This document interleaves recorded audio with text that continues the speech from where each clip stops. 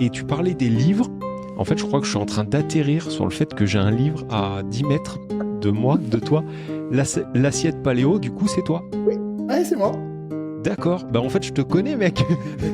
J'ai un livre de toi depuis 10 ans. Non, je sais pas, je dois l'avoir depuis 8 ans. C'est mon ex qui m'avait offert ça. Big up à toi.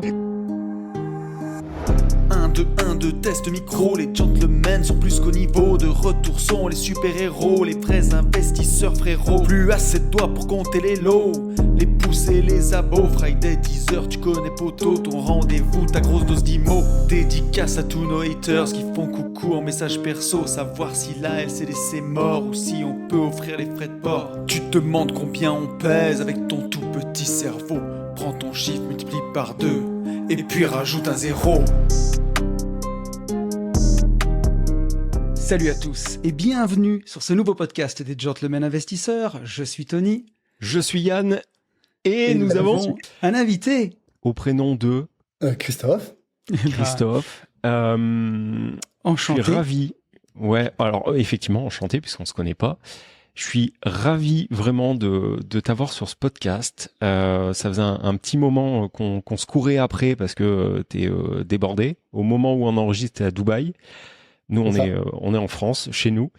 Pour combien de temps? Oui, pour combien de temps, c'est pas. J'ai plein de choses à te dire. Comme on te le disait en off, j'ai volontairement pas fait de devoir. Tony en a fait un peu plus. Je veux garder toute la fraîcheur de mes questions de néophyte. Tu vois, il y a des trucs qui me viennent voilà. Je pense que j'aurai des questions un peu claquées au sol, mais ça fait aussi partie de la fraîcheur du truc. Est-ce que Christophe, on peut te laisser te présenter et dire ce que tu fais, parce que tu le feras mieux que moi. Multi-entrepreneur, c'est sûr. Je te laisse, vas-y, t'as la parole. Ouais, c'est compliqué à dire parce que j'ai eu plusieurs vies. Parce que j'ai le temps, j'ai eu plusieurs vies moi. Donc, alors la vie actuelle. Dans la vie mais actuellement maintenant, j'ai une marque de compléments alimentaires. Voilà. Qui s'appelle Liam Nutrition. Ok. Et ça me prend 90% de mon temps, même peut-être pas encore plus, 95% du temps. Ok. Voilà. Maintenant, je suis dans un groupe où il y a Yann Darwin d'ailleurs. Ouais. Ok. Pour ça, notamment, je suis aussi à Dubaï parce que en fait, le but du groupe, c'était vraiment de partir à l'international. Parce que j'ai eu un bon succès en France. Maintenant, le but, c'est de partir à l'international. Et tout seul, clairement, j'avais peut-être pas assez les compétences pour attaquer un marché international. C'est quand même, on passe à des sphères qui sont autres. Et c'est devenu nécessaire à partir de là de rentrer dans un groupe parce que c'est la force financière, logistique et de cerveau. Parce que voilà, il y a Yann Darwin par exemple, mais il n'y a pas que. Il y a Don Pierre Bertini, il y a d'autres personnes qui ont des cerveaux ultra puissants. Et en fait, c'est la force du groupe qui permet de grossir vraiment et passer des steps vraiment supérieurs et de finir et de terminer avec l'artisanat, ce que j'ai fait, même si ça a rapporté des millions. Mais là, si on veut vraiment passer à des sphères au-dessus, on est obligé de s'associer, ce que fait tous les entrepreneurs quasiment à un moment donné. C'est presque inévitable, sinon on reste petit. Et si on veut réellement grandir, il faut pas avoir peur d'aller dans un groupe. Alors ça peut faire peur, hein, je peux comprendre, parce qu'on lâche un bébé, on était tout seul et on se retrouve avec plusieurs. Mais moi j'ai pas de problème d'ego, donc.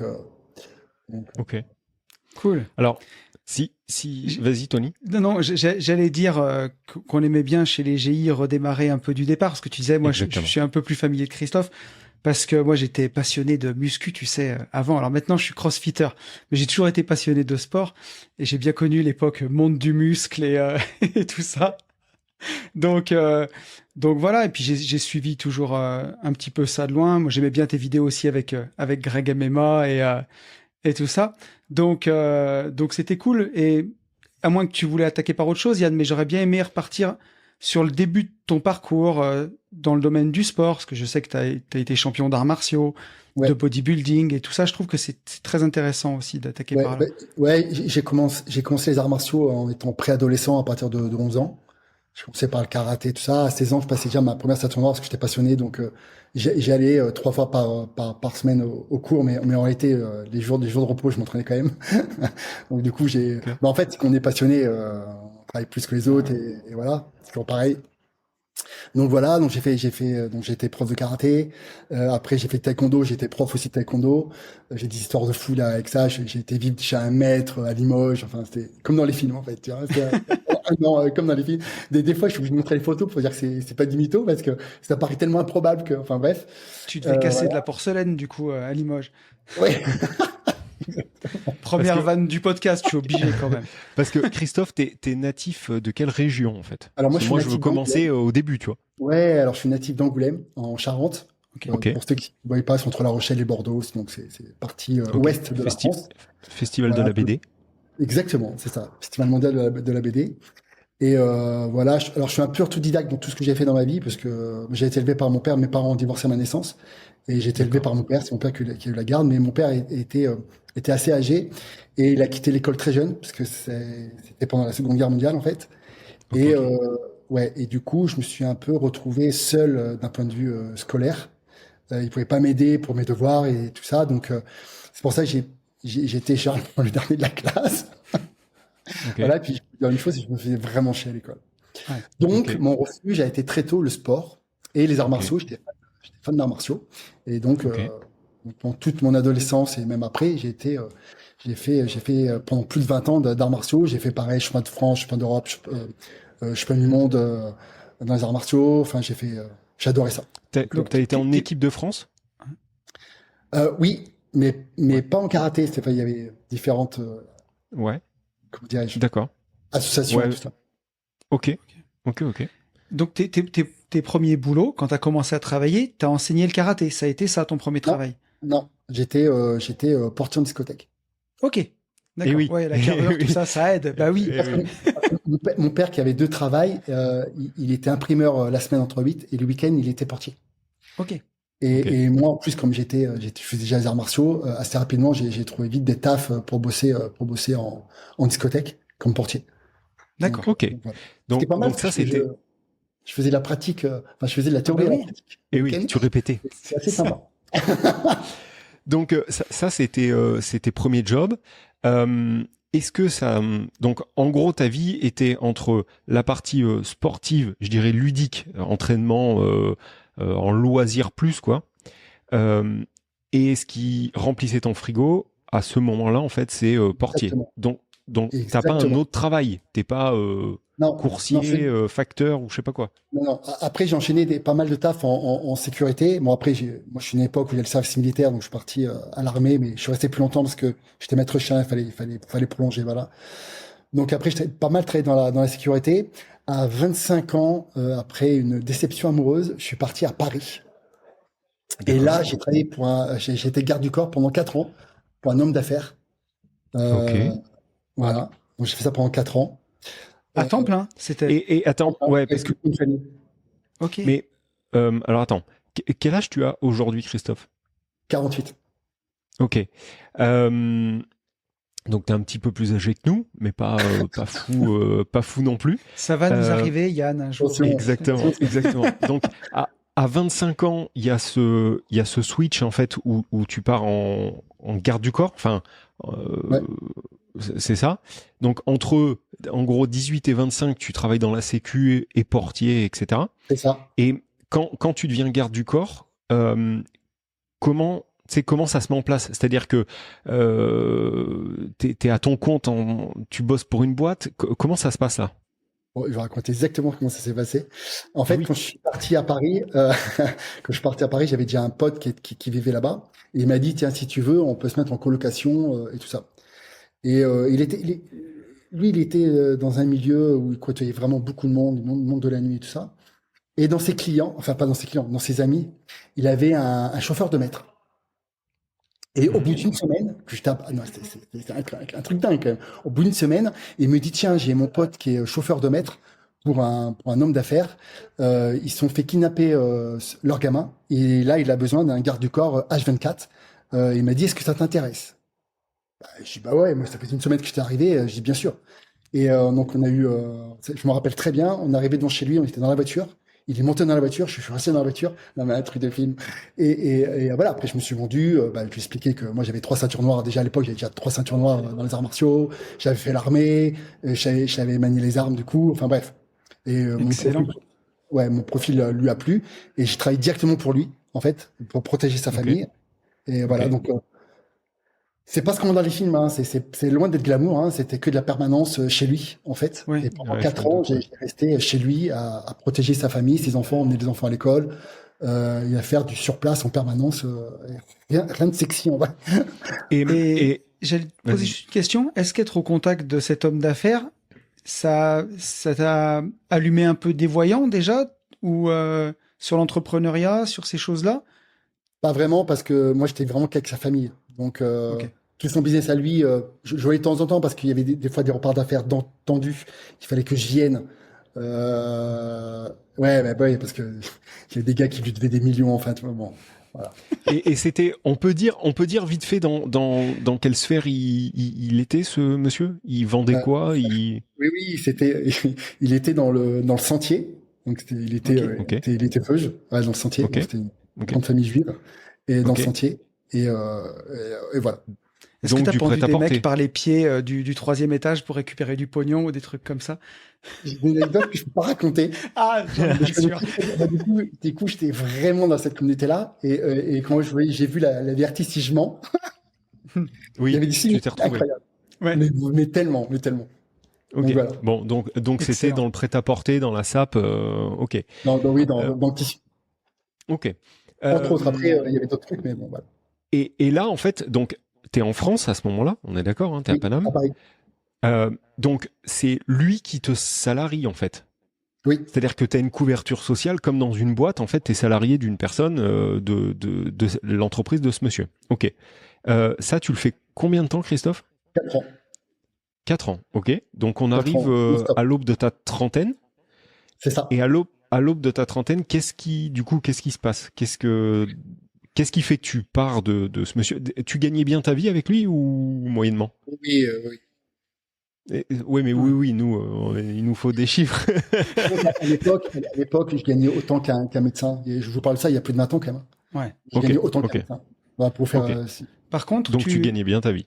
T'avais une piole chez lui, du coup, d'une certaine façon. Ouais, enfin, j'avais un studio, mais j'avais aussi, du coup, je dormais aussi chez eux, donc j'avais les deux, mais en fait, mon studio, je m'en servais quasiment pas. Et ouais. Donc tu pouvais coffrer à mort. Oui. Ok. Ouais, t'as pas le temps de dépenser là. Bah là. Et non. Et c'est du ça qui est coup, bien. à l'aube de la trentaine. Et voilà, justement. À l'aube de la trentaine, qu'est-ce qui se passe? Il déménage d'appartement et il prend un truc hyper blindé, machin. Et là, je vois qu'il a plus vraiment besoin de moi. Ça faisait 4 ans. Il y avait plus d'autres alertes et tout ça.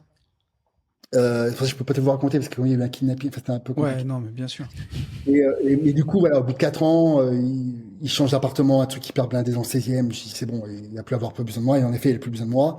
Et du coup, à l'époque, j'étais avec une fille qui était, elle, du sud de la France.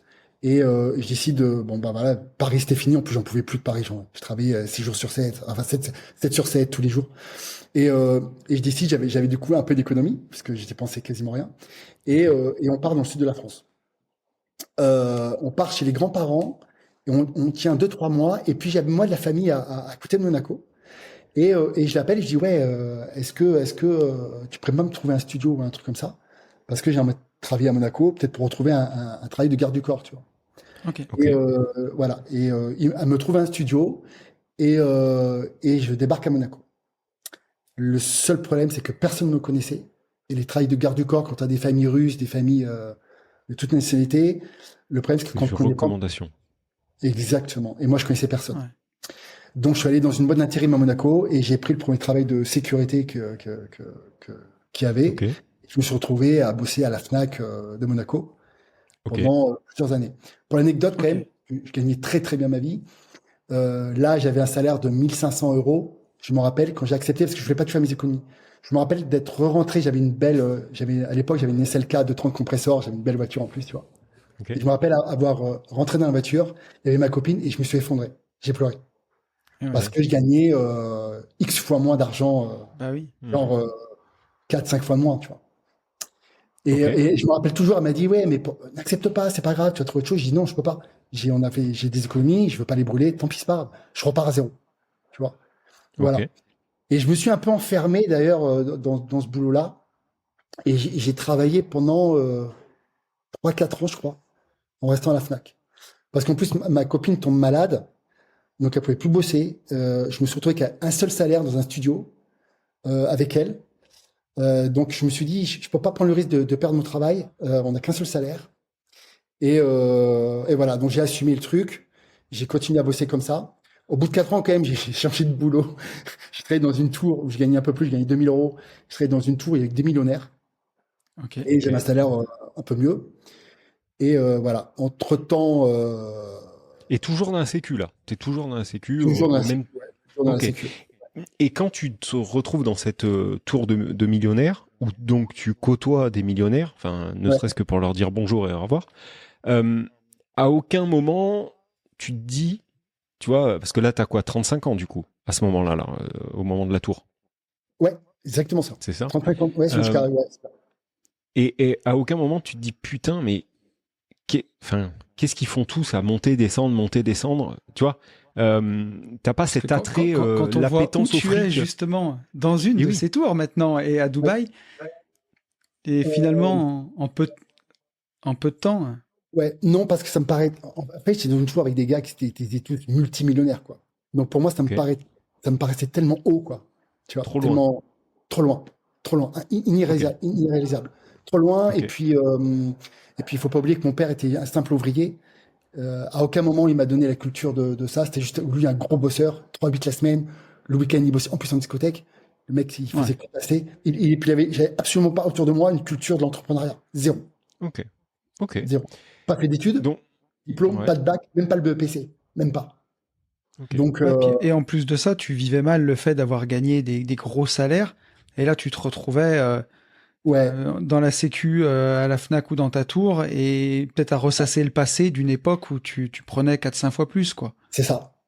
Ouais. Un peu ça, ouais. Donc voilà. Donc la cocotte minute, elle monte là. Comment? La cocotte minute, elle monte en pression un peu là. Ouais, en plus j'avais un chef de sécurité en plus qui était horrible. Un petit teigneux horrible. Okay. Et puis j'avais un pote qui avait un magasin de compléments alimentaires et au bout de 2 ans, il me dit mais pourquoi tu me portes aussi un magasin de compléments alimentaires? Je dis putain, j'ai un petit peu d'économie de mes années à Paris. Je me suis dit ouais, c'est peut-être maintenant qu'il faut que je le fasse, quoi. Et je me rappelle, je vais voir le RH d'une grosse boîte qui est à Monaco et ils veulent pas me licencier. Je dis vous êtes sûr? J'ai dit parce que j'ai fait une dinguerie sinon. Parce que en fait, j'avais besoin d'être licencié pour pouvoir avoir des aides. Bien sûr. Okay. Comme tous, hein, on l'a tous fait. L'acre, tout ça. Et ils me disent non. Je dis ok. Et je me rappelle un soir, j'ai coupé les fils des caméras avec ma tête bien devant et tout. Du coup, ils ont porté plainte et j'ai été licencié sur le champ.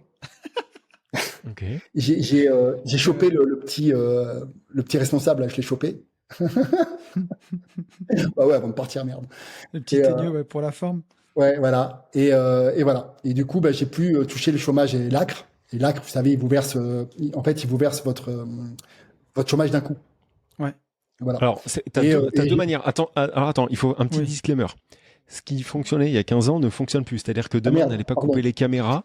En fait, jusqu'à il y a 2 ans, je crois, si tu étais licencié pour faute grave, tu pouvais quand même, en montant une boîte, avoir l'ACRE. Ça ne fonctionne plus. Donc, demain, ne coupez pas toutes les caméras de toutes les entreprises.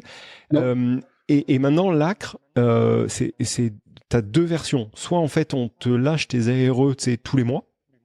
Tu te logs et en fait tous les mois on te lâche tes ARE, ou alors c'est en 2 fois, on te lâche 80% je crois ou 70% de l'oseille en 2 fois.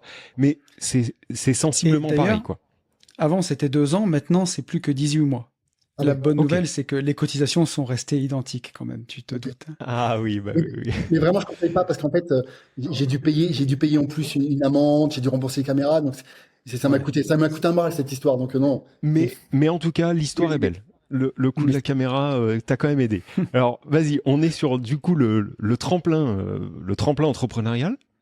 Exactement. Et là, je monte mon premier magasin, donc compliqué au début parce que j'avais jamais monté de société, j'y connaissais que dalle. Donc je suis allé à la préfecture. Enfin, j'ai demandé comment il fallait faire. Enfin, tu vois.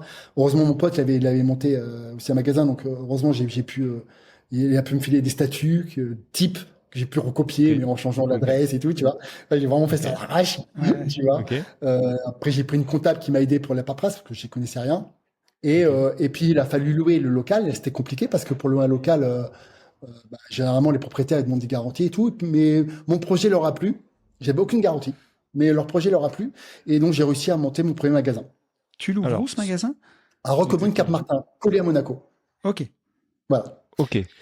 Et donc là, attends, là, magasin donc de compléments alimentaires, on est d'accord? C'est ça. Parce que, en parallèle, je suppose que Go Muscu à mort. Exactement. Ouais, ok.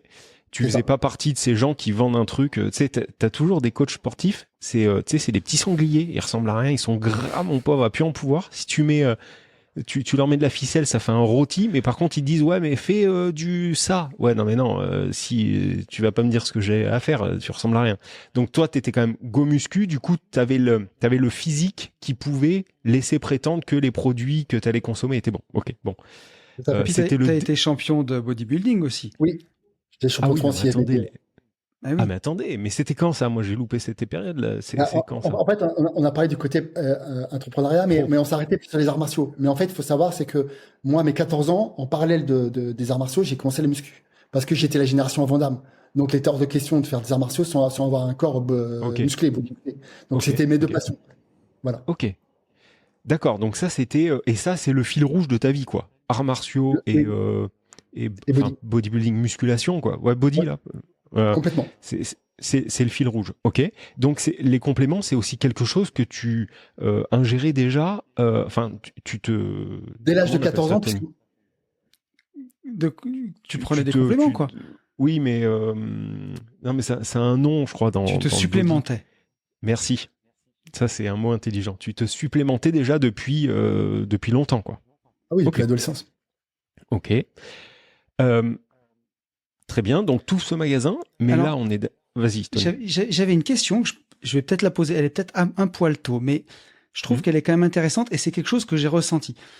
Parce que moi, j'ai été très, très muscu à une époque, tu vois, et vraiment, avant de quitter la rat race et de vraiment faire le boulot qu'on aime, l'investissement et tout ça et tout, et m'éclater là-dedans, j'étais salarié dans une boîte et je voyais qu'il n'y avait pas d'avenir, tu vois, jusqu'à ce que moi aussi, la cocotte minute, elle pète et que je me lance à mon compte, sauf que là, j'avais 24 ans.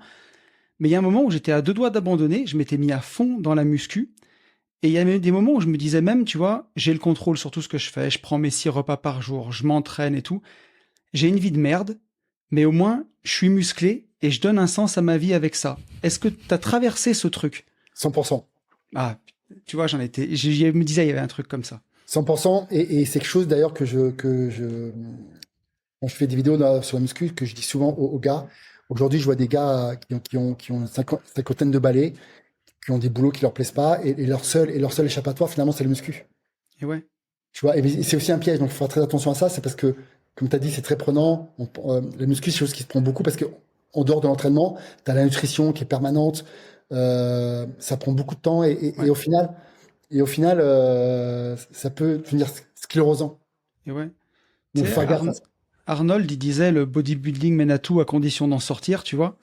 Et j'ai souvent gardé ce truc où je me suis dit, la discipline, la rigueur que tu peux mettre dans ta nutrition, dans ton entraînement, si tu arrives à te sortir de ça pour la mettre dans le business, tu peux exploser. Et si tu la gardes dedans, effectivement, tu vois, c'est sclérosant. Mais c'est marrant que tu me dis ça parce que j'ai ressenti le même truc à une époque, tu vois. Ouais, c'est exactement ça. Donc là, tu ouvres ce shop, Christophe, et du coup, tu achètes des compléments, enfin de la cam à je ne sais qui, que tu revends. Des marques, ouais. Ok, d'accord. Ok. Donc, ça fonctionne bien. Qu'est-ce qui se passe avec ce magasin? Donc, ouais, il y a des jours où je suis à zéro. Donc, quand t'as pas un seul client qui rentre dans ta boutique, c'est chaud. Mais bon, moi, j'étais tellement passionné. De toute façon, quand j'avais un client, je le lâchais pas. Et puis, je donnais plus de conseils que, enfin, tu vois, il restait qu'une heure avec moi. J'étais un vrai passionné parce que j'ai étudié la nutrition depuis l'âge de 14 ans. Enfin, tu vois, moi, j'ai travaillé à la Fnac, j'ai ouvert c'était l'avantage, j'ai ouvert tous les livres de nutrition qui existaient dans le monde. J'ai pu les emprunter, donc j'ai pu lire tout ce qui existait sur la nutrition et ça, donc je me suis auto-formé, en fait. Ok. Plus mon expérience, et voilà. Et en fait, tous les mois, tous les mois, mon chiffre d'affaires quand même augmenté un tout petit peu. Et la première année, je me suis pas payé parce que j'avais l'acre. Donc, je me suis pas payé la première année. Et puis voilà. Et la deuxième année, parce que je sors mon premier livre Ok. Voilà. En fait, à partir du moment où je suis parti dans l'entrepreneuriat et j'ai compris le mécanisme, ça a été viral. C'est-à-dire que je me suis dit, chaque année, il faut qu'il y ait une nouveauté. Il faut que je fasse quelque chose de plus. Et là, en fait, ça m'a débloqué quelque chose. Moi, je l'avais toujours en moi, mais comme j'ai jamais pu l'exprimer. Donc voilà. Et je me suis mis un challenge tous les ans. La première chose, c'était ouvrir le magasin tout de suite après un livre. C'est l'objectif. L'année d'après, c'est-à-dire la première année, j'ouvre mon magasin. La première année, j'ouvre le magasin. La deuxième année, j'ai écrit un livre de recettes, ça s'appelait L'assiette de la force. Ok. C'est le premier livre de recettes d'ailleurs pour les sportifs. Maintenant, il y en a des centaines, mais moi, j'ai été le premier à faire ça. Ok. Et l'année d'après, donc la troisième année, il y a le local d'en face qui se libère avec un sous-sol. Et je me dis, tiens, je vais déménager en face. Et avec le sous-sol, j'ai fait un truc en plus. Je savais pas trop quoi faire, peut-être des cabines UV, tout ça. C'était pas très grand. Et je me suis dit, non, il y a peut-être la place pour faire une salle de sport. Du coup, je fais un crédit, je fous plein de machines de muscu dans le sous-sol. Et au début, je pensais juste faire du coaching individuel. Et je me suis dit, c'est quand même assez grand, j'ai fait un abonnement. Et puis, je crée en fait une salle de sport. Okay. Donc voilà. Donc, là, on est quand là? On est à quelle période là, Christophe?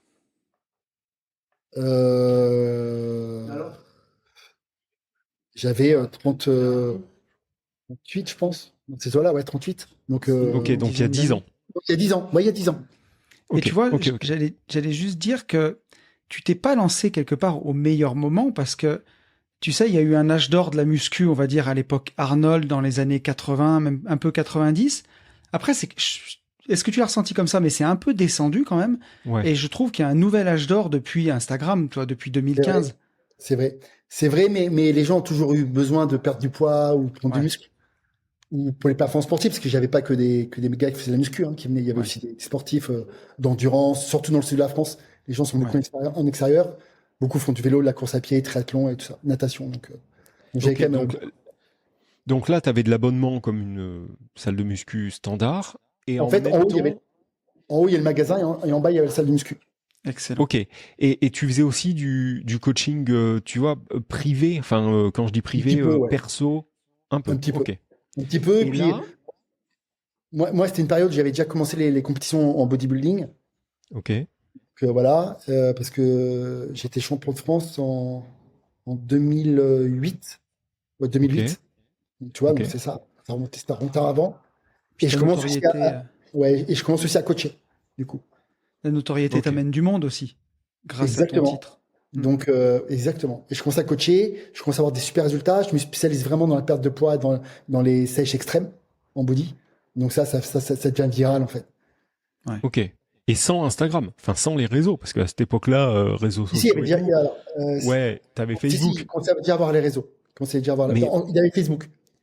Voilà, mais t'étais pas suralimenté à la TikTok mania et Instagram, quoi. Voilà. Là, à ce moment-là, donc entre la boutique de compléments plus la salle, est-ce que tu rééquilibres ta vie financière, je dirais, à repartir sur des montants, des salaires équivalents à avant? Ça allait mieux. Ok. Quasiment, oui, quasiment. Je m'en rapprochais. Je m'en rapprochais. Ok. Et là, t'es tout seul à ce moment. Enfin. Tu montes cette salle et voilà, tout seul. Ok. Et donc ça, tu vas garder ces deux business pendant combien de temps? En fait, je les ai gardés jusqu'à là, mais attends, je t'explique. Ok. En 2015, fin 2015, comme j'étais passionné de nutrition et de compléments de ça, je vois qu'il manque des compléments alimentaires sur le marché. Des formules, des combinaisons, des machins. Et puis, je suis avec je demande à un laboratoire est-ce que vous pouvez me faire 2-3 produits. Il me dit ouais, pas de souci. Et je lance ma marque. Ok. Voilà. Et c'est laquelle? Enfin, comment elle s'appelle? À l'époque, ça s'appelait Anabolique Supplément. Là, t'étais dans les vrais mecs de la muscu, mon gars. Ouais, exactement. Et je commence à sortir ma marque. C'est là où ça va s'enflammer, en fait. Je commence à lancer ma marque. Alors, si je peux faire juste une pause, Christophe, parce que quand tu le dis, on a l'impression que c'est hyper facile. Tu sais, mais juste, on peut faire une petite pause sur comment tu trouves un labo, comment tu le contactes et comment ça marche pour mettre ta marque sur ce que fabrique le labo, si tu peux en parler un peu. Et surtout que moi, en tant que néophyte, tu vois, et t'as très bien fait de couper, Tony, en tant que néophyte, moi, tu vois, tu me parles de labo, Yam Nutrition, on y reviendra, mais c'est de la food médicale, tu vois. Moi, dans ma tête, il y a ça qui sonne. Je me dis, mais tu vois, quand je vois qu'il te faut des autorisations aujourd'hui pour mettre un appartement... Tu commences à toucher un truc sensible. Voilà, tu vois, un DPE, t'as l'impression maintenant que tu fais décoller une fusée, donc je me dis, putain, pour faire des compléments alimentaires, effectivement, Tony a raison, comment t'en arrives là, en fait? Enfin, il doit y avoir des millions de portails à sauter, quoi. Ouais, alors, bon, l'avantage, c'est que j'avais déjà une société, du coup. Donc ça, c'était cool. Donc, je crée ma marque, je la mets à l'INPI pour fermer la marque. Et après, c'est le laboratoire qui fait tout. Donc après, tu trouves un laboratoire, tu tapes sur Internet, les laboratoires. Voilà. Okay. Et tu leur demandes de faire une formule, ils t'envoient un devis.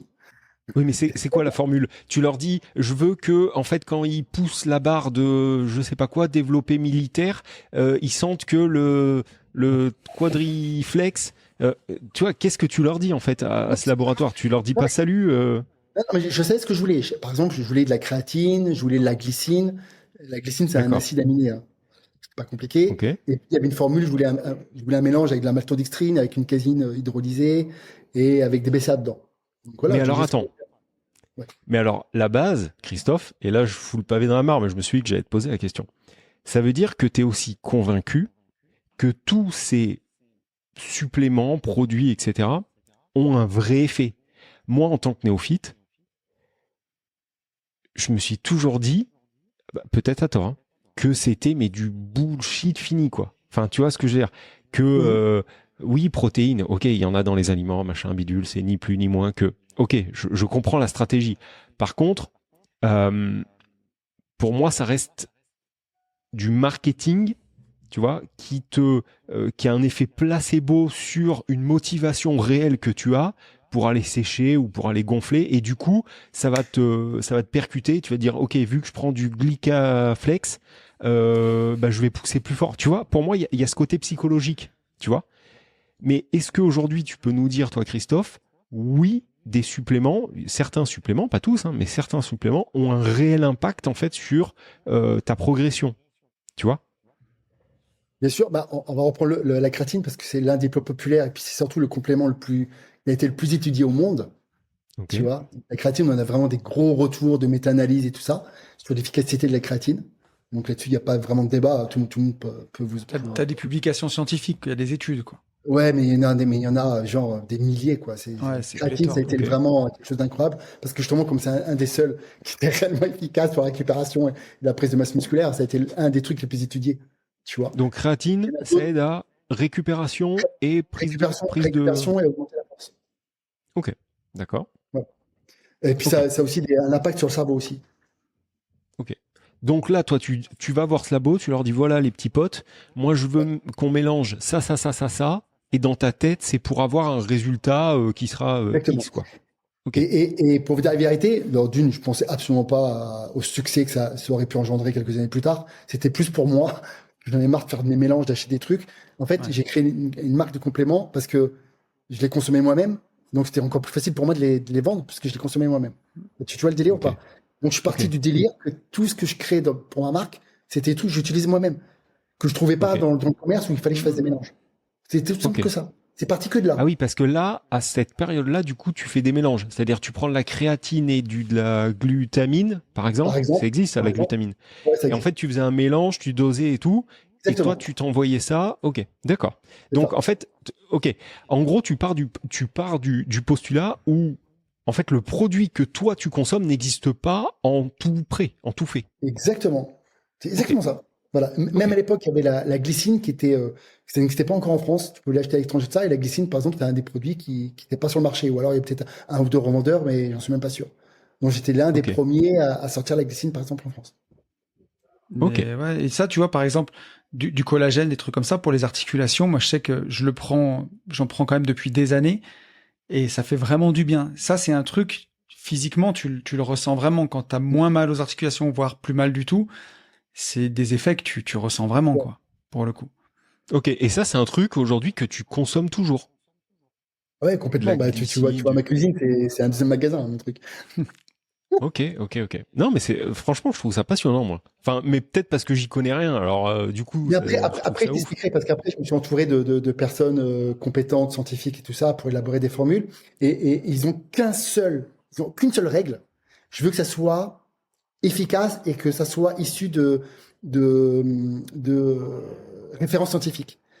Par exemple, sur mon site, tu ne verras pas de BCA.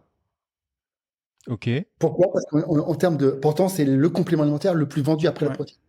Vraiment. Okay. C'est-à-dire qu'il n'existe pas aujourd'hui une marque qui ne vend pas de BCA. Sauf moi. Ok. Pourquoi? Parce que la c'est bullshit. Te dit quoi? Tu dis qu'en fait, si on mange suffisamment de protéines dans la journée, tu n'as absolument pas besoin d'avoir une supplémentation en BCA. Donc oui, c'est bullshit. Enfin, c'est bullshit. Ça peut être utile pour les végans. Pour les végans, ça peut être utile. Ok. Tu vois? Ok. Donc, je ne le fais pas parce que pour moi, c'est pas efficace. Donc, je vais pas vendre quelque chose qui n'est pas efficace. Alors que je pourrais me faire des couilles en arrêt. Et encore une fois, tu vois, c'est toujours le petit plus. Quand tu vas prendre genre un brûleur de graisse, tu sais, où dedans tu as du guarana, de la caféine, des choses qui augmentent un peu le métabolisme, si tu as une diète qui est irréprochable et que tu prends ça par-dessus, ça te fait le petit plus qui accélère ton métabolisme et tout. C'est sûr que si tu les prends entre 2 bouchées de Big Mac, il va rien se passer, quoi. Exactement. Ah merde, les gars. Bon, bah, je raccroche. Allez, salut. Moi, je suis dégoûté. Je m'attendais à ça. Après, toi, par exemple, en fait, tu as des compléments, par exemple, comme le magnésium, tu vois, que tu trouves très peu dans l'alimentation. Il y en a très peu dans l'alimentation. Pour avoir l'équivalent du magnésium dans le chocolat, parce qu'on parle tout du chocolat, il faudrait bouffer 2 ou 3 tablettes par jour. Donc c'est impossible. T'en as dans le sarrasin. Oui, j'en connais qui le font, hein. Ouais. T'en trouves aussi dans le sarrasin, mais qui bouffe du sarrasin tous les jours à des quantités suffisantes en vraie personne. Ça, on n'en connaît pas. Voilà. Et le problème, c'est que la majorité de la population est carencée en magnésium, et encore plus les sportifs, parce que le sport, la transpiration, le stress te fait évacuer encore plus de magnésium. On en consomme beaucoup plus, et on est quasiment. Je note, Christophe, magnésium. Ouais, magnésium, ça n'a rien à voir avec oméga 3. Hein. C'est encore autre chose. Rien à voir. Non, mais alors, magnésium. Le magnésium pour le stress aussi, quand tu es stressé. Exactement, pour le stress. Et on est plutôt dans une société où le stress est omniprésent, que ce soit dans le boulot, le sport et tout. Donc le Magné B6, quoi. Je me souviens de ce truc que je prenais quand j'étais petit. Oui, c'est vrai. Oui. Mais il faut prendre du bisglycinate de magnésium, exactement, pour que ce soit hyper biodisponible. J'ai noté, Christophe, demain je m'y attelle parce qu'entre le stress et le sport, je suis pile poil dedans. Ok, donc là on en est au labo, tu trouves ton labo. Alors, je commence à sortir 2-3 produits. Ok. J'avais un petit site internet, mais qui faisait 1 000 € de chiffre d'affaires par mois, donc tu vois, rien de fanfaron, tu vois. Et mon magasin, j'étais entre 15 et 20 cas par mois. Bah attends, c'est super bien. Oui, c'est pas mal. Mais non, mais pour vous dire, je vous donne des chiffres parce que ici on parle de chiffres. Bah oui. C'est quoi les marges d'ailleurs? On peut en parler quand tu vas en magasin? Oui, bien sûr. Alors ça dépend des produits, ça va entre 50 et 40%. D'accord. Normalement, tu vois. Ah bah attends, mais donc tu faisais déjà un peu plus de 10 000 € là par mois entre ta salle de muscu, ton magasin et ton site. Oui, enfin attends, on est en France, quand on enlève les charges, l'électricité, le salaire. Non mais les impôts. Je suis d'accord, mais on est très loin, de ta tour. Tu vois ce que je veux dire? On est très loin du Christophe à la tour qui dit bonjour, au revoir. Non, pas de la tour actuelle, de la tour d'avant. Tu sais, quand tu étais à la Sécu dans la tour en bas. Oui, bien sûr. Non, mais je double. Là, on peut dire que je double mes revenus, quoi. Avec quelque chose que j'aime faire. Ok, donc trop bien. Ok, et pour toi, pour ton. Ok. Voilà. Et puis, dans la recherche de compléments que je voulais faire, je voulais sortir un gainer. Tu sais, les gainers, c'est ce qui permet de prendre de la masse musculaire. C'est à base de protéines et puis d'un glucide. Généralement, ce qu'on met dedans, c'est un peu de protéines et puis on met beaucoup de sucre ou de maltodextrine ou dextrose, enfin bref. Et puis, je dis, il faut que je trouve une alternative. Et puis, j'étais dans une période très régime paléolithique et tout ça, tu vois. D'ailleurs, j'avais sorti un autre livre. Je vous dis pas tout, mais en fait, j'ai sorti 7 livres en tout, mais au fil du temps, chaque année, je sortais un livre. Bref. Et je peux pas vous dire en même temps. Et après, j'aurais une petite question sur les bouquins quand même. Et je savais que la patate douce était un aliment dans le paléo, par exemple, qui était très recommandé, tout ça. Et puis, je me dis, tiens, ça prête pas mal un gainer avec de la farine de patate douce et de la whey, tu vois. Et je demande à mon labo, venez, on fait des recherches, on cherche de la farine de patate douce pour faire un gainer. Et puis, il m'envoie plein d'échantillons, je teste, machin, ça va pas, ceci, cela.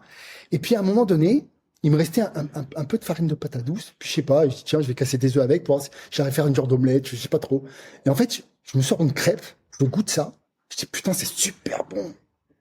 Oh. J'appelle mon labo, je dis, stop, on arrête tout. On va juste sortir ça. Juste la farine de patate douce. J'étais le seul, hein. Ça n'existait pas avant.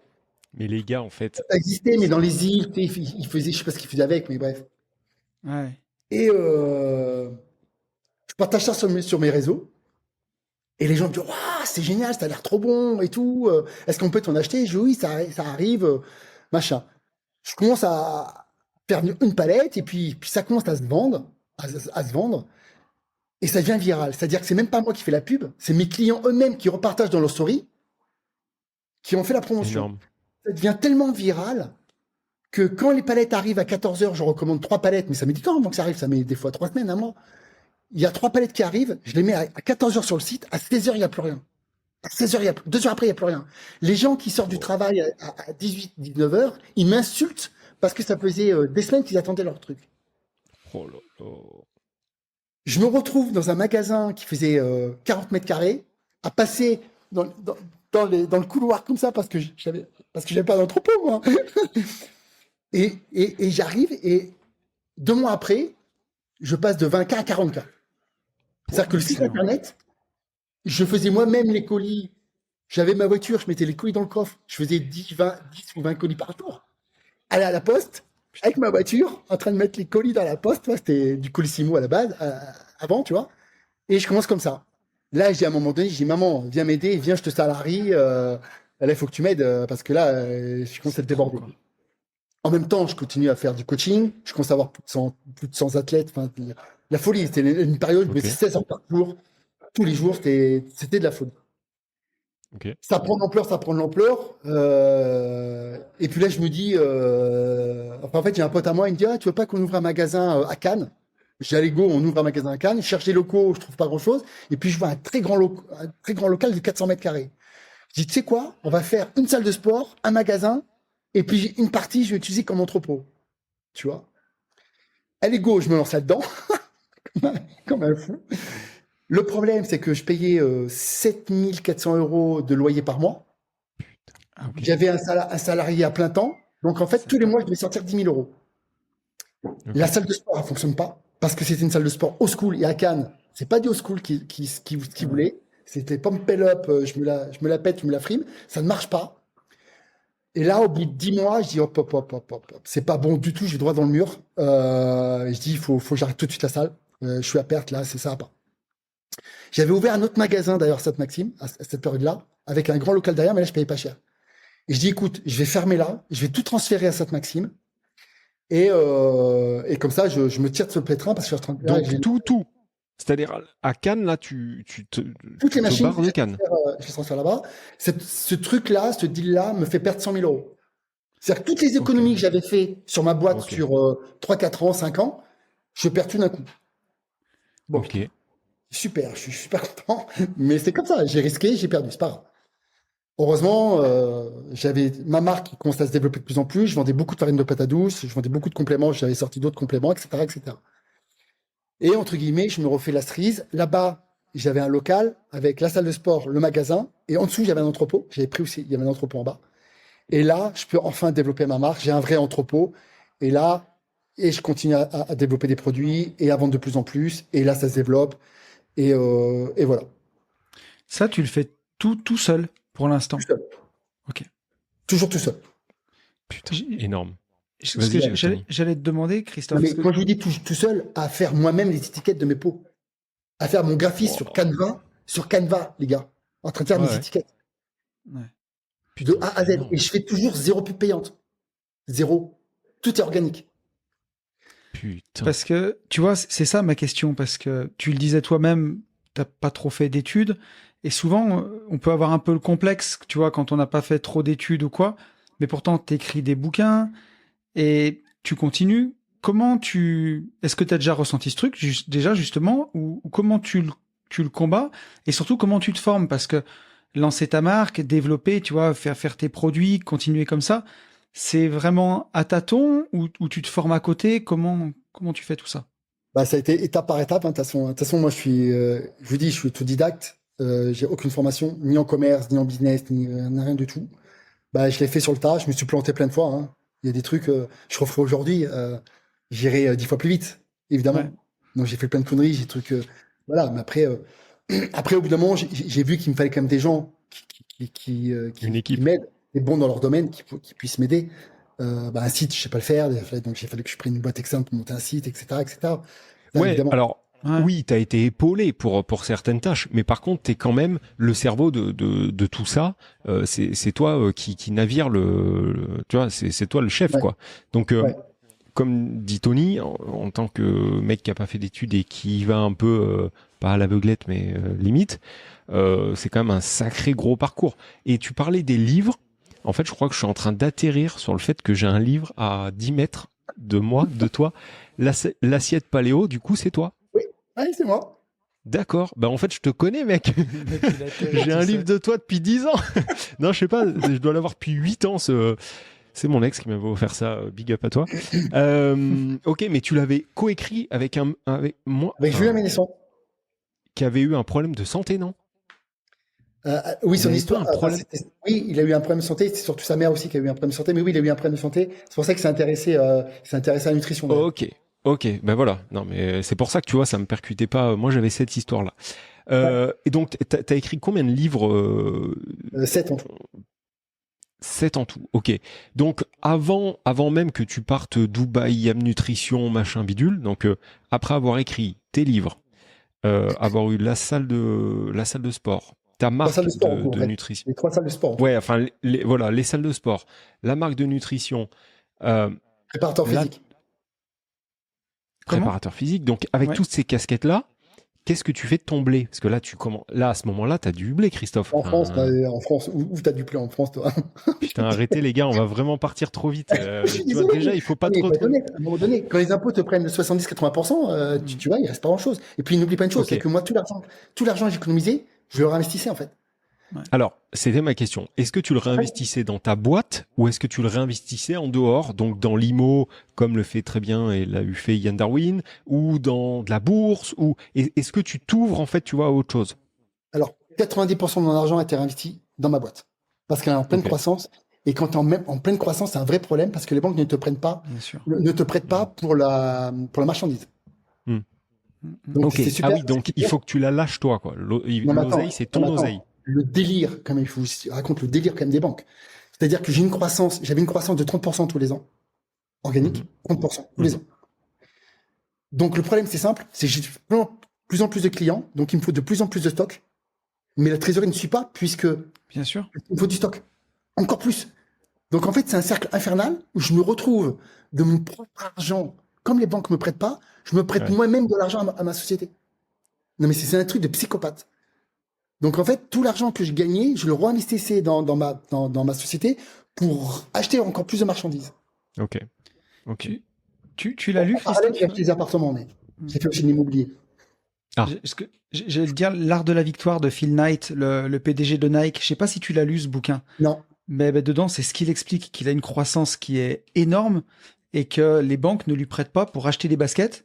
Ouais. Et du coup, il est obligé de faire appel à des investisseurs extérieurs pour acheter de la marchandise et continuer d'alimenter cette machine. C'est ça. C'est compliqué, ouais. Le manque Et de ouais, vision. Bon, moi, j'ai pas voulu m'associer à cette époque-là, donc j'étais tout seul à réinjecter 20, 30, 50K, tu vois, pour pouvoir racheter de la marchandise. Et puis après, je me remboursais peut-être 1 an et demi après. Ouais. Et encore, j'étais toujours en Ok. croissance, donc en fait, c'est compliqué. Hein. Et donc là, en parallèle, tu me dis, t'as acheté quand même. Enfin, j'ai Alors, entendu en appartement. parallèle, quand même, ouais, quand j'ai eu mon magasin, j'ai commencé à acheter mon premier appartement parce que je savais que l'immobilier c'était quelque chose d'important. Puis moi, mes parents n'ont jamais acheté de leur vie, donc pour moi, c'est quelque chose Ok. qui était important pour moi. Ok. Puis je me ok, suis dit, ok. de toute façon, j'ai ma grande retraite, donc je me suis dit, il faut que ma retraite, ça soit au moins des appartements. Donc je commence à acheter mon premier appartement. Maintenant, j'en ai 4 en France et encore, j'ai pas poussé le bouchon. J'en ai 4 en France et 1 à Dubaï. Voilà, pour vous dire le patrimoine immobilier, mais je vous avoue, j'ai pas poussé le curseur. Là, je vais en acheter encore un autre là, en début d'année là. Ok. Mais à Dubaï. À Dubaï, ouais, la France. Parce que là, aujourd'hui, t'es résident dubaïote. Enfin, t'es là-bas. À partir de cette année, oui. Ok. C'est ta maison que t'as acheté du coup? C'est ta résidence principale? Pour l'instant, oui. Ok. Et là, le deuxième qu'on va faire, c'est pour le louer. D'accord. Top. Ok. Parce que j'allais demander, Yann, donc le switch, il se fait à quel moment? Le switch, est-ce que c'est une rencontre de dire Yam Nutrition tout seul, j'y arrive plus, et le switch après Dubaï Alors, ça s'est passé il y a 2 ans. Donc, je continue à grandir, à grossir et tout ça. Et là, je vois que ça commence à devenir gros. J'ai un chiffre d'affaires qui dépasse plusieurs millions. Tu vois? Ah oui, quand même. Oui, non, mais c'est. Là, t'es à combien là, si c'est pas indiscret? Au moment, pas aujourd'hui, hein, au moment justement où ça va switcher, t'es à quel chiffre d'affaires à peu près? J'approche les 3 millions. Ok, Seul. putain, big up. C'est avec énorme. 50% de marge, Sans pub. grosso modo. Sans pub. Sans pub. Avec 50% de marge. Moi, je retiens surtout ça. 50% de marge. Oui, mais. Mais en France. Donc, avec une fiscalité très modérée, très sympa. Vous n'avez pas imaginé tout ce qui se plombe derrière. Donc, au final, on est très loin de 50% de marge. Non, puis là, tu sais, t'as un public d'investisseurs, enfin, je veux dire. Oui, les gens. C'est très bien qu'en France, Ouais. voilà. Et puis après, dedans, il y avait le B2B aussi. Donc, le B2B, c'est pas des marges non plus à 50%, c'est toute petite marge à 5%. Enfin, tu vois, donc au final, voilà. Ouais. Et voilà. Et puis, il y a 2 ans, j'ai mon ami Dompierre, qui c'est un ami de longue date et avec qui j'avais réussi à lui faire perdre du poids et tout. Donc, mais avant le business, c'était un ami. Ah oui, avant le business. Voilà, d'accord. Il était venu à ma salle à Cannes, quand j'avais ma salle à Cannes, et on s'était rencontrés là. On avait mon ex à l'époque qui nous avait rencontrés. Okay. Et on a eu un coup de foudre amical, en fait. Je l'ai coaché pendant 1 mois et demi, il venait s'entraîner tous les jours, un vrai coup de foudre amical. Et un mec avec des valeurs corse, enfin, tu vois, tout ce que j'aime, quoi. Mec droit, bref. Et puis, il me dit, écoute, je suis à Dubaï et tout. Moi, j'ai encore une déception amoureuse. Il me dit, viens à Dubaï, passer une semaine, mais pas pour le business, hein, pour passer une semaine de vacances. Je dis, ouais, allez, je viens. Et puis, on passe une semaine incroyable ici à Dubaï. Et il travaille pour, il est associé dans le groupe Green Bull où il y a Yann. Ouais. Et puis je le regarde et je dis mais putain, j'ai trop compte, on est super potes, on s'est vu bosser mutuellement sans jamais avoir l'intention de bosser ensemble. On s'est vu bosser mutuellement. Donc j'ai vu ton sérieux, j'ai vu comment t'étais, on a les mêmes valeurs et on fait rien ensemble. Dans un monde où on s'est fait plusieurs fois mettre des couteaux dans le dos et tout ça, j'ai dit putain. Il faut qu'on fasse un truc ensemble, tu vois. Et puis moi, je me dis, en plus, moi, j'ai envie de développer ma marque. Est-ce que ça te dit pas qu'on s'associe, qu'on monte et qu'on développe la gamme, par exemple, à Dubaï? Et il me dit, ouais, c'est une bonne idée, il faut qu'on réfléchisse, machin. Et puis, ça nous taraude, il dit, oui, il faut qu'on le fasse. Donc, on commence à ouvrir une société à Dubaï, pour ouvrir Yam à Dubaï, tout ça.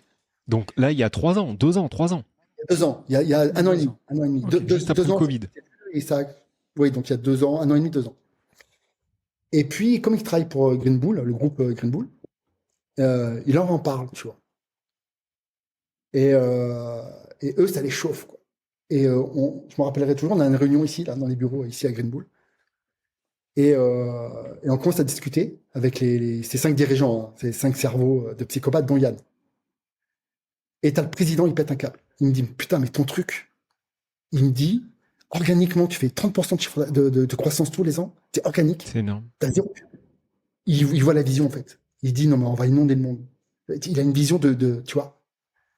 Et il me dit, il faut qu'on fasse ça, ça, ça. Je suis là. Et tout. C'est chaud. Je peux plus tout seul. Et il me dit, il faut que tu me laisses ton bébé. Mmh. Parce que à l'époque, tout ça, pour toi, c'est des associés de Dompierre, c'est un peu des mecs que tu vois sur YouTube, mais c'est des gens que tu connais pas. Vitzef. Ouais. Non, je les ai vus vite fait parce que j'ai été dans leur villa à Dubaï, j'ai fait un entraînement avec eux, je les ai coachés vite fait, enfin, même pas, c'était comme ça, tu vois. Ouais. Mais c'était Dompierre qui leur parle, il dit, attention, là, on a un business, je dis, si on veut vraiment accélérer, je pense qu'il faut aller vers eux, parce que eux, c'est des accélérateurs de fou, tu vois. Là, ils ont acheté pour 150 millions d'euros de villas, tu vois, ouais. Ils sont aussi dans l'immobilier, ils font plusieurs trucs. On est dedans, Christophe, bien sûr. On a mis l'oseille.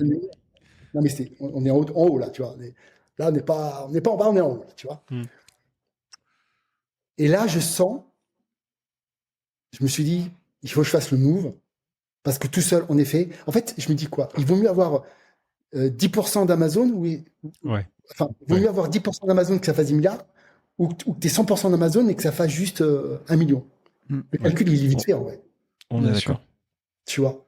Donc, je me suis dit, c'est maintenant qu'il faut que je fasse le move.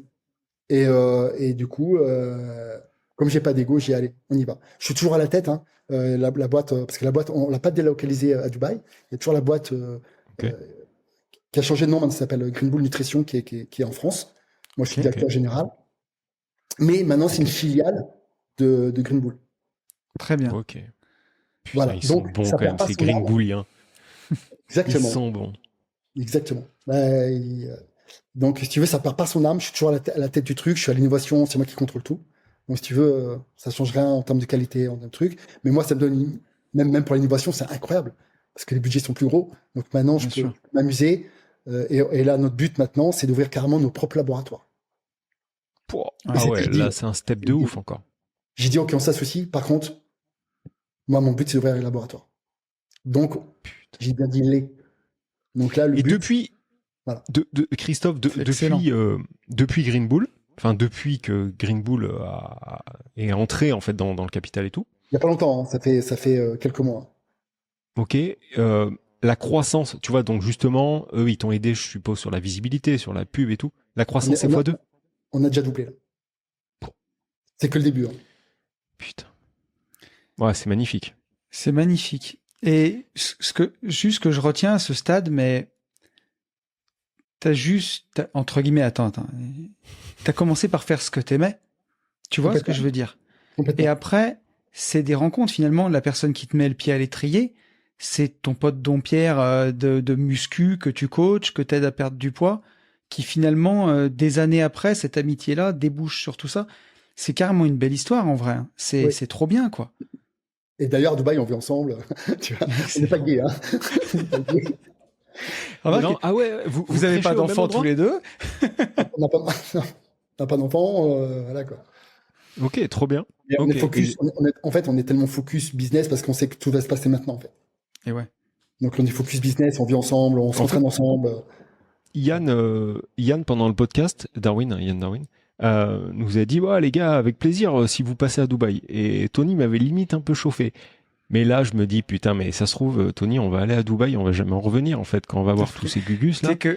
On va partir, on va avoir une tête comme ça, J'y suis allé une seule fois en 2018 et j'avais trouvé ça génial, tu vois, je suis pas retourné depuis. Mais nous, on se pose la question tous les jours, tu sais. Hein. Non, mais les taxes foncières en ce moment. Alors, il y a ça, mais je pense que en vrai, refaire un podcast ou je sais pas, mais je pense que vous devez être une équipe, enfin Green Bull, à ce truc extrêmement moteur. Je sais pas comment dire, tu vois. Même nous là, je sais pas combien de kilomètres. Ils disent qu'à plusieurs, on peut faire beaucoup plus de choses et voir beaucoup plus grand. C'est leur slogan. Ouais, c'est vraiment des très gros moteurs. Bien pour comprendre une chose, c'est que moi, Dubaï, à la base, c'était pas ma destination de rêve. Moi, je suis plutôt île paradisiaque, tu vois. Ok. Et non, pas du tout. C'est le rêve de beaucoup de monde, mais moi, à la base, c'était pas mon rêve. Mais en fait, l'énergie entrepreneuriale est folle ici. Est folle. Le monde entier vient à Dubaï. Tous les entrepreneurs du monde viennent à Dubaï. Tous les multimillionnaires viennent à Dubaï. En 2022, 2021, ça a été la ville au monde où il y a eu le plus de millionnaires qui a migré. 4000 en une année. Okay. Aucun pays au monde n'a autant de migration de millionnaires. Et en fait, si tu veux, tu côtoies que ça, que des multimillionnaires autour de toi. Forcément, ça t'aide à l'être. Hein. Mais incroyable. Eux, ils pensent pas. Et ils rigolent quand tu dis, tu fais 1 million, 2 millions, c'est rien. Ils rigolent. Et puis eux, tu fais ça? Alors, qu'est-ce qu'on peut faire pour faire un x10? Tout de suite. C'est pas genre, comment on peut faire pour faire un x10? C'est tout de suite. Attends, je suis sur les vols, là. On peut partir demain, du coup, Tony. Non, mais on risque d'avoir une semaine de libre au mois de mars. Hein. Il faut qu'on le fasse. Mais tu vois, j'attendais à travers ce podcast justement ce type d'émotion, je dirais, surtout dans notre en ce moment. Nous, on a la gueule un peu. Les Français, c'est un peu morose. Donc, j'avais envie justement d'avoir quelqu'un de motivant à mort, et c'est réussi. Tu vois, j'ai encore vu une story de Yann hier où quelqu'un lui posait, tu sais, il faisait des réponses aux questions, quelqu'un lui posait la question, quand est-ce que tu as vraiment scalé, tu vois? Et il a dit, quand je suis parti à Dubaï, quand j'ai quitté la France, en fait. Mais pourquoi? Parce qu'il est rentré dans le groupe. Il y a ça Alors, aussi, il y a ça aussi, et je pense qu'il y a plein de choses qui aident. Le côté non sinistrose, le côté pas. Quand on dit fiscalité, c'est réducteur fiscalité, mais le côté, tu vois, tracteur justement de voir côtoyer énormément de millionnaires, avoir une ambiance de travail beaucoup plus safe, beaucoup plus pérenne, beaucoup plus, tu vois, motivante, etc. Donc c'est pour tout ça, je pense que Dubaï et d'autres pays attirent du monde, et c'est pour ça aussi que les nouveaux millionnaires sont là-bas. Mais en tout cas, je connaissais pas le parcours Christophe, et franchement c'est dingo. C'est Alors top. j'ai encore des questions, moi. J'ai une question pour te mettre dans la sauce direct, et je sais que celle-ci t'y est pas prêt. Nous on enregistre là en fait en Auvergne, et donc tu sais ce qu'on dit quand même des Auvergnats. J'adore l'Auvergne. Est-ce que pour la sortie Attends, je te dis pourquoi j'adore. Déjà d'une, parce que j'y allais pendant toute mon enfance. Ok. Je voulais être vulcanologue quand j'étais enfant. Excellent. Ah bah là, ok. Pour moi, l'Auvergne, déjà, je connais par cœur, et je surkiffe l'Auvergne. Voilà. Bon, Très bah bien. écoute, tu seras le bienvenu le jour où tu auras envie de si un jour tu veux te faire ouvrir en deux par les impôts, je pourrais te trouver une petite maison par ici. Est-ce que, en bon auvergnat, est-ce que pour les auditeurs, ce podcast va sortir, je ne sais pas trop quand, Christophe, mais je dirais dans 3 semaines, un mois. Est-ce que sur, je sais pas, une semaine, tu aurais moyen, envie de balancer un bon code promo pour... Non, parce qu'attends, je vais au bout de mon truc. On a énormément de sportifs qui nous écoutent, oui. et c'est pas une vanne. On a un combattant pro dont je veux te parler, qu'on sponsorise et qui est avant tout un auditeur. On a par exemple un Cheikh, je pense tout de suite à lui, qui a un go muscu de taré mental, qui a des bras, c'est mes cuisses, etc. Donc on a beaucoup il y a Romain aussi, on a beaucoup de très bons sportifs qui, je suppose, se supplémentent. Enfin, il y en a, j'en suis même sûr. Il y en a beaucoup, c'est sûr. Si on doit les amener vers Yam Nutrition, est-ce que on arriverait à sortir un petit truc, tu vois, pour la sortie du podcast, un petit code promo pendant une semaine, tu vois, histoire que tes produits puissent... Comment s'appelle votre... Alors là, tu es sur le podcast des gentlemen investisseurs. Donc, le code pourrait être gentleman, tout simplement. Ok, gentleman. Ok, je vais le noter. Si tu arrives à nous faire ça, alors je sais pas, tu me diras en DM le pourcentage que je vais mettre dans le texte. Vous faire c'est un cool. Gentleman 10, vous aurez moins 10% sur tout le site. C'est cool. Gentil, merci ça. beaucoup pour eux. Et l'autre question, et celle-là, elle va te mettre un peu encore dans la sauce, mais peut-être même te faire sortir tes gonds, mais j'ai pas peur, je suis loin. Comment, aujourd'hui, sur la food, la nutrition sportive, etc., moi je fais pas mal de sport de combat, mais pas du tout de karaté, je fais beaucoup de Muay Thai. Je transpire beaucoup, tu vois. Là, en ce moment, tu vois, il fait chaud et tout.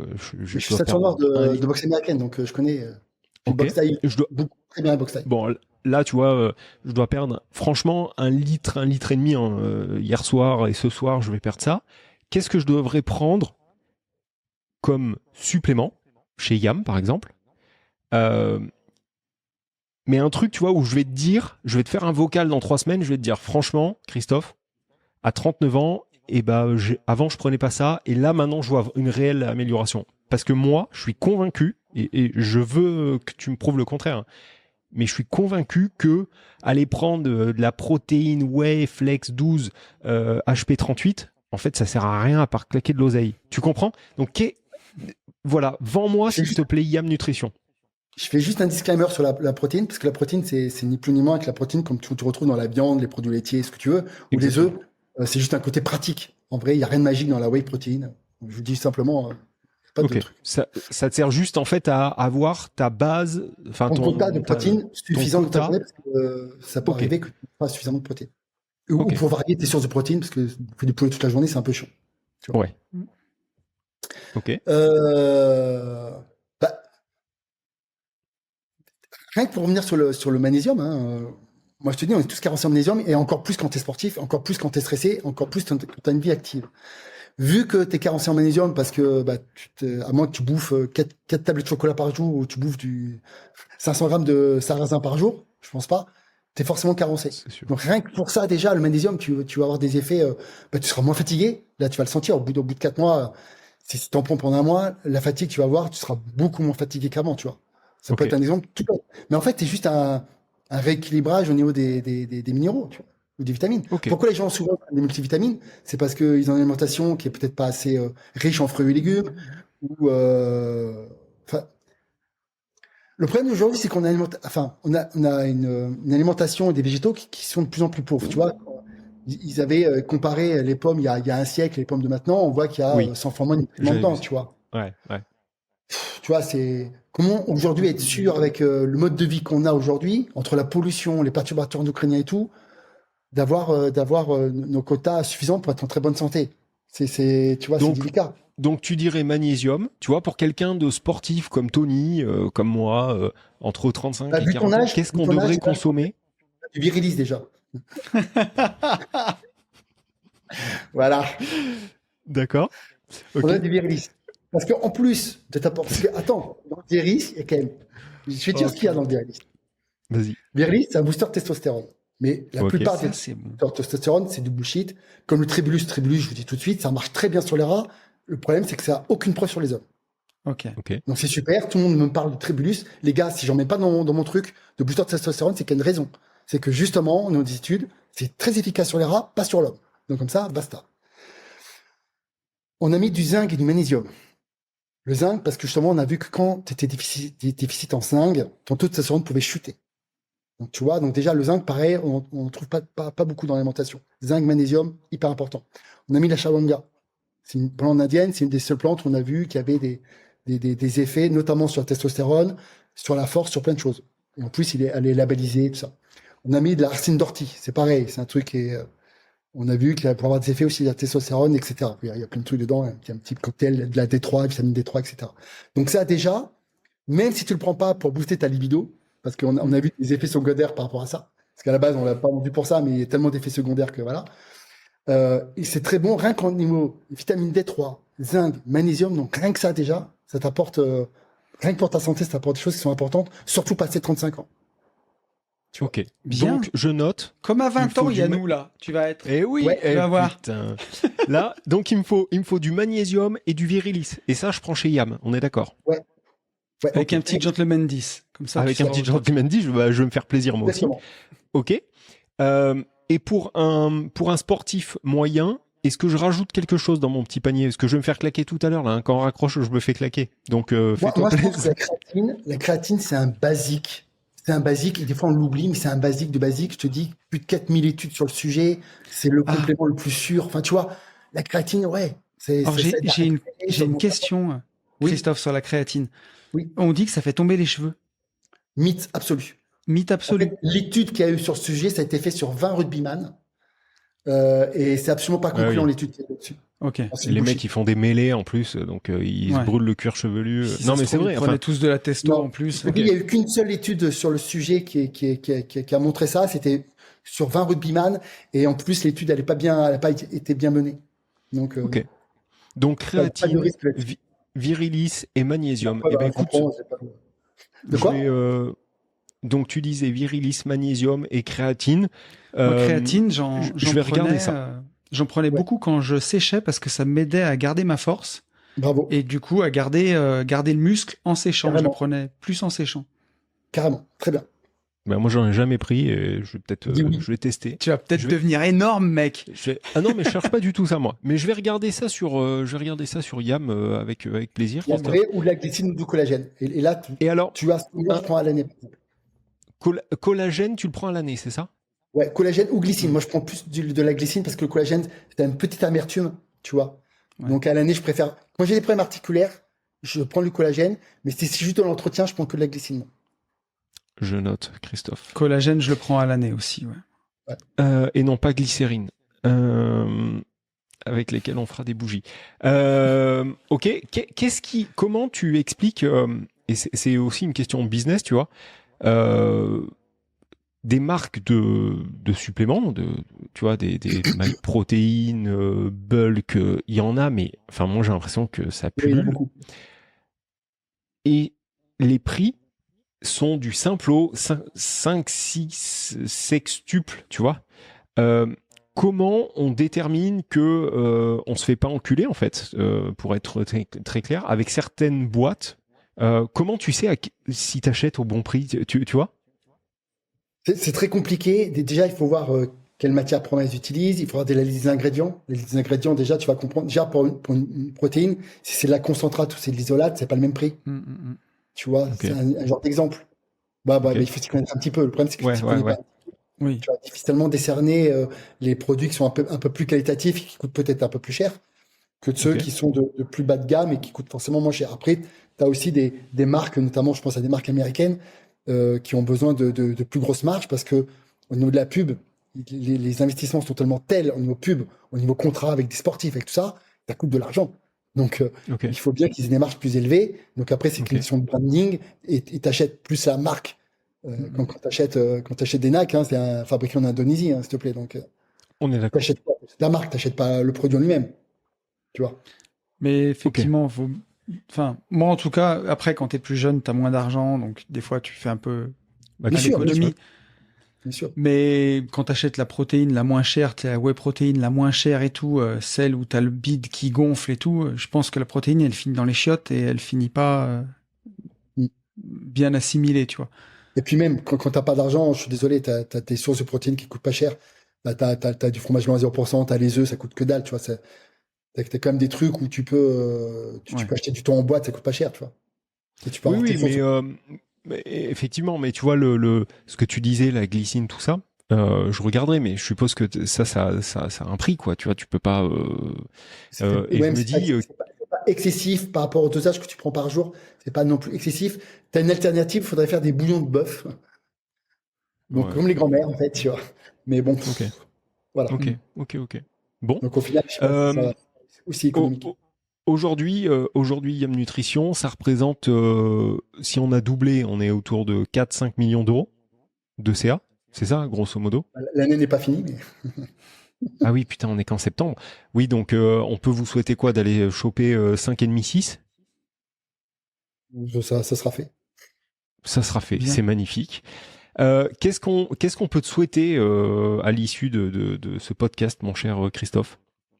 Bah écoute, bah non, bah continuer dans ma lancée. En fait, moi j'aime bien montrer en fait l'exemple, c'est que même quand t'as été un cancre à l'école, parce que c'est ce que j'ai été, j'étais dernier de la classe, hein. Pur dur, pur simple, et direct, c'était direct. Aucun diplôme, j'ai même pas le BEPC, t'imagines? J'ai eu un BEP après, mais ils me l'ont donné, honnêtement, ils me l'ont donné. Faut être honnête. Après, quoi qu'à 40 ans, j'ai des études en neurosciences quand même, mais rien à voir, c'est parce que ça me passionnait et que le Ouais. cerveau me passionne. Mais on peut réussir tout simplement en étant passionné, en s'accrochant, comme je dis tout le temps, c'est en passant à l'action en fait. Passant à l'action, et puis il faut Ok, pas avoir peur en fait. Tout est faisable à partir du moment où tous les jours tu fais un petit pas vers ton rêve. Alors, ça paraît fou parce que moi, quand je vous dis, quand je bossais dans les tours, il y avait des multimillionnaires, ça me paraissait tellement loin, j'ai dit jamais je serai comme eux. Mais en vrai, et 70% pourtant. des gens qui deviennent millionnaires, ils sont issus de que dalle. Ils n'héritent pas et machin. Simplement, ils ont fait les choses. Donc il faut. Yann Darwin, il était pompier, s'il vous plaît, quoi. Et il est Et oui, multimillionnaire, mec. Multimillionnaire. Mais c'est pompier, juste formé, il s'est formé comme un grand. Avec pompier, Internet. il a Ouais. eu un bar aussi. Ah ouais, à une période, ouais, il a mis un bar aussi. Ouais. Et j'y ai laissé pas mal de fric, je peux même te dire. Et,